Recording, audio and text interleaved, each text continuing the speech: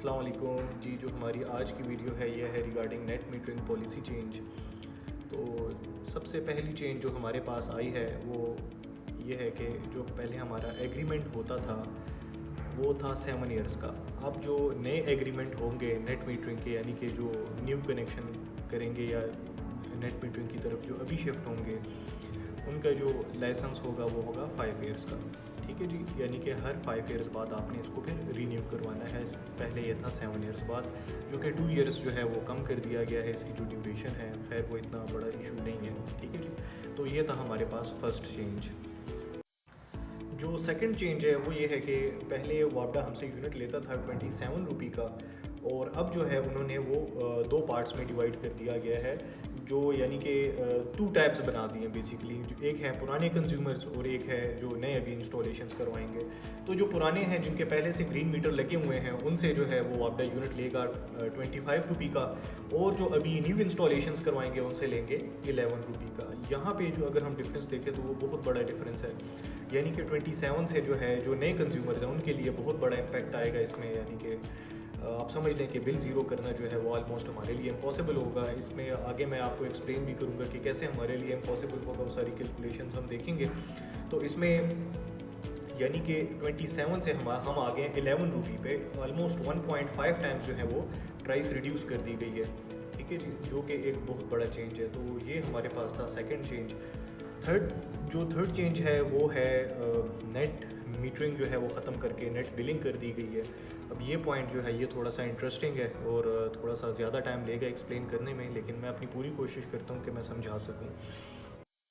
अब हम net billing को समझ लेते हैं। तो नेट बिलिंग में हमारे पास ऐसे होगा कि जो हम यूनिट्स प्रोडक्शन करते हैं वो वापडा हमसे एक स्पेसिफिक रेट पे लेगा। ठीक है जी, और जो हम कंजम्पशन करते हैं वो जो वापडा का एक स्टैंडर्ड रेट है यूनिट लेने का, यूनिट बेचने का, वो हम पे उसी पे सेल आउट करेगा। ठीक है, तो जैसे हमने पॉइंट नंबर 2 में हमने डिस्कस किया कि पुराने यूज़र जो हैं, जो पुराने कंज्यूमर्स हैं, उनसे वापडा यूनिट लेगा 25 रुपये का, और जो नए अभी इंस्टॉलेशन करेंगे उनसे लेगा 11 रुपये का। ठीक है, तो इसमें पहले हम जो है जो ओल्ड कंज्यूमर्स हैं जिनके पहले से ग्रीन मीटर लगे हुए हैं सिर्फ उन्हीं को फिलहाल डिस्कस कर लेते हैं, उसके बाद जो है हम न्यू कंज्यूमर्स को डिस्कस करते हैं। ठीक है जी, तो जो हमारे पास पुराने कंज्यूमर्स हैं उनके केस में अगर हम देखें तो 2 केसेस हमारे पास बनते हैं। पहला कि अगर हमारी प्रोडक्शन जो है वो ज़्यादा हो और हमारी कंजम्पशन कम हो, और सेकंड अगर हमारी कंजम्पशन कम है और प्रोडक्शन ज़्यादा है तो उस केस में फिर क्या होगा। तो पहले केस को हम देखते हैं। अगर हमारी एक्सपोर्ट जो है वो 1000 यूनिट्स है और हमने कंज्यूम किया है 600 यूनिट्स, ठीक है जी, यानी कि 400 यूनिट्स हमने एक्स्ट्रा प्रोड्यूस किए हैं, तो उस केस में हमारा बिल क्या बनेगा। तो नेट बिलिंग में हमारे पास ऐसे होगा कि जो हमने 1000 यूनिट्स बनाए हैं उन 1000 को आपका क्लियर कट मल्टीप्लाई कर देगा 25 रुपये से। ठीक है जी, और जो हमने कंजम्पशन की है वो 600 यूनिट्स जो हमने कंज्यूम किए हैं उनको मल्टीप्लाई कर देगा 37 से। जो नेट करें फिर दोनों को, जो आपका रिजल्ट आया वो आपका बिल है। तो 1000 को आप 25 से मल्टीप्लाई करें और 600 को आप 37 से मल्टीप्लाई करें और दोनों को फिर आपस में नेट करें, तो आपके पास रिजल्ट आता है 2800 रुपये।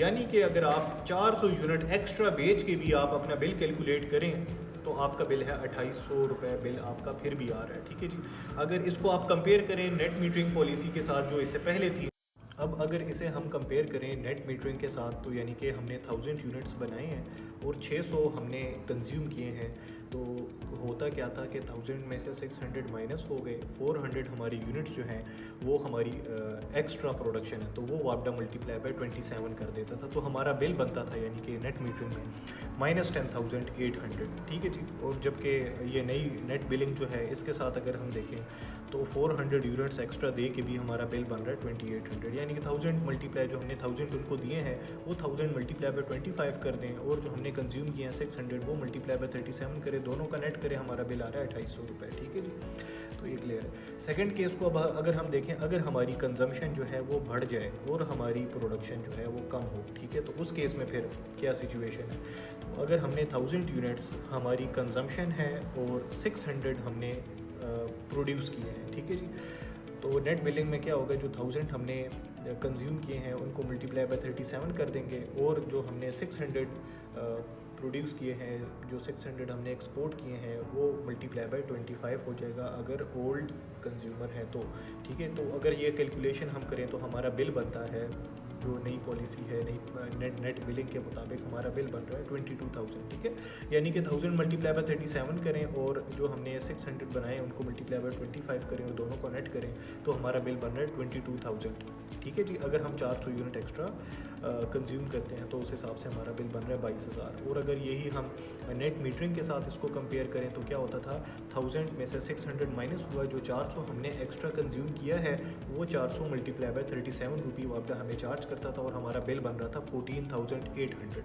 तो इससे हमने एक चीज़ जो हमने समराइज़ की, यानी कि अगर जो पुराने कंज्यूमर्स हैं उनकी रिक्वायरमेंट अगर पहले 10 किलोवाट थी और उससे उनका गुजारा चल रहा था, बिल माइनस में था, तो अब ऐसे नहीं होगा। अब उनको अपना सिस्टम जो है वो इंक्रीज़ करना होगा, 10 से उन्हें 15 किलोवाट की तरफ आना पड़ेगा, तब जाके उनका बिल दोबारा से ज़ीरो होगा, ठीक है जी। यानी ये कैलकुलेशन जो हमने की, अगर हम देखें, अगर हमारी कंजम्पशन अगर हमारी ज़्यादा है तो पुरानी पॉलिसी में हमारा बिल आ रहा है 14,800, ठीक है जी। और जो नेट बिलिंग है उसके मुताबिक हमारा आ रहा है 22,000, जो कि आलमोस्ट अगर आप देखें तो आधा डिफरेंस आ रहा है हमारे पास। तो उसी हिसाब से आप अपना जो सिस्टम है, जो भी आपकी कैपेसिटी लगी हुई है, यानी कि अगर 10 किलोवाट है तो 15 कर दें, 15 लगी हुई है तो आप उसको आलमोस्ट 22 to 25 तक ले जाएँ। तो यानी कि जितने भी पुराने कंज्यूमर्स हैं उनको अल्टीमेटली अपनी जो भी सिस्टम उनका इंस्टॉल्ड है उनको उन्होंने एक्सटेंड करना है, ठीक है जी। तो ये पुरानी कंज्यूमर्स के लिए है। जो फोर्थ चेंज है वो है sanction load and DG capacity से रिलेटेड। पहले ऐसा था कि जो हमारा सैंक्शन लोड होता था उसके 1.5% हम सोलर सिस्टम इंस्टॉल कर सकते थे, यानी कि अगर किसी का सैंक्शन लोड है 10 किलोवाट तो हम इजीली उस पर 15 किलोवाट का सोलर सिस्टम इंस्टॉल कर सकते थे।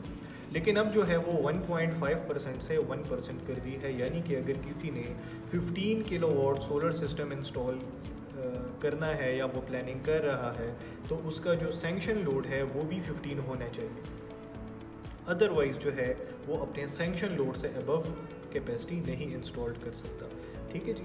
तो अब ये जो इतनी चेंजेस इन्होंने की हैं उसके लिए अब हमें क्या करना है, अब आगे हम इस चीज़ को डिस्कस करेंगे कि हमने जो अपनी आगे प्लानिंग करनी है, फ्यूचर प्लानिंग, अपना बिल आगे हम कैसे रिड्यूस करेंगे और किस सिस्टम की तरफ हमें जाने की ज़रूरत है, हम उस चीज़ को अब डिस्कस करेंगे आगे।